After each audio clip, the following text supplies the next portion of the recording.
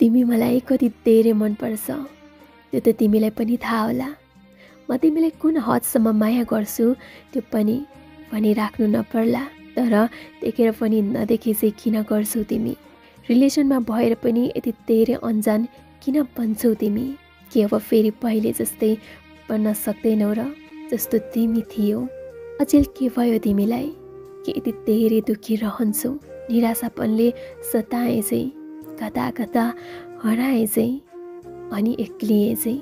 हुन त तिम्रो मनमा के छ त्यो म जान्दिनँ, तर तिमीलाई हेरेर म पढ्न सक्छु कि तिमीमा के बितिरहेको छ भनेर।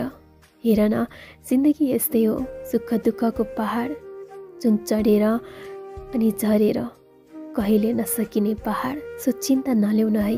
तिमीलाई दुखी देखेर म खुसी रहनै सक्दिनँ। Please try to be happy. आखिर मरेर लानु के नै छ र?